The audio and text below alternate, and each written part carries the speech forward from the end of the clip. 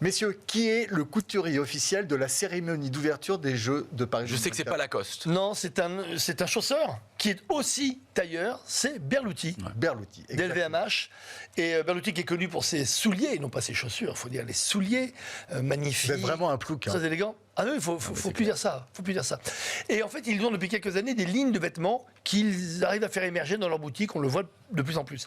Et là, aujourd'hui, Berluti tente aussi, parce qu'il y a plein de grandes marques de luxe qui vont dans le sport. Hein. On a vu Louis Vuitton avec le football. La Berluti va dans les Jeux Olympiques. D'ailleurs, Antoine Arnaud, qui était le patron de Berluti, je crois, s'occupe maintenant de la partie vêtements olympiques pour le groupe LVMH. Oui, ça a été annoncé aujourd'hui. Ouais, et puis ça fait écho en fait au sponsoring officiel de LVMH pour les Jeux Olympiques. C'est assez cohérent. Alors c'est vrai que les produits qui sont des produits de très très grande qualité, à des prix, je dirais. Significatif. Très haut de gamme et significatif, ne représente pas forcément l'esprit olympique. Moyen et l'esprit olympique. Ceci dit, il y a tellement de prestige, il y a tellement de prestige, et du patrimoine, et tellement d'histoire aussi autour de ces Jeux Olympiques que quelque part, voilà, ça devrait faire la maille. En tout cas, c'est une caisse de résonance formidable pour la marque Berluti, qui est une petite marque parmi toutes les marques LVMH, mais en tout cas qui a sa notoriété.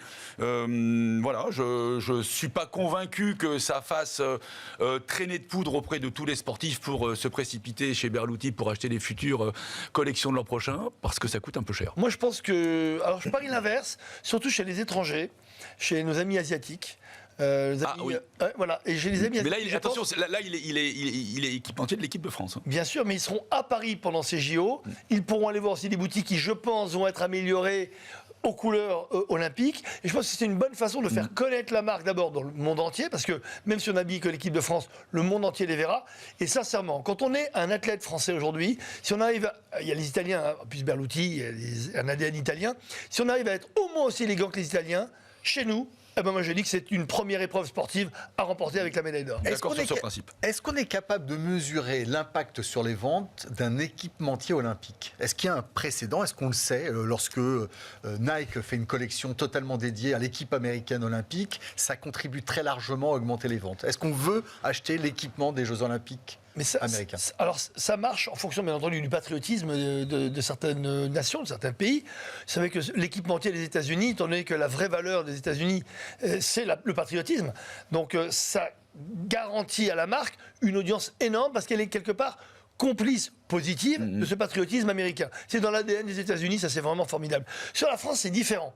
Il y a une forme de patriotisme, mais on est plus sur le côté nationaliste, on aime bien le côté chauvin un petit peu.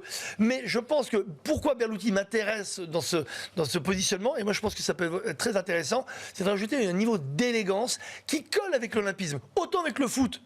Je suis un peu mitigé, je dirais que c'est plutôt des marques comme Dolce & Gabbana, un peu rock'n'roll, un peu voyante, etc.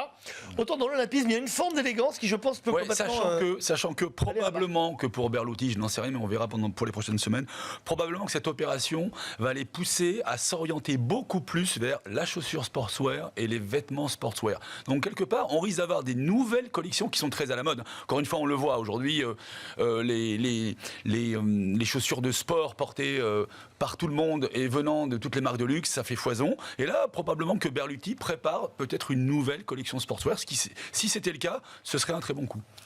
Messieurs, c'est la fin du match de Smart Sport. Mickaël Tapiro, le fondateur de Sport Management School, merci.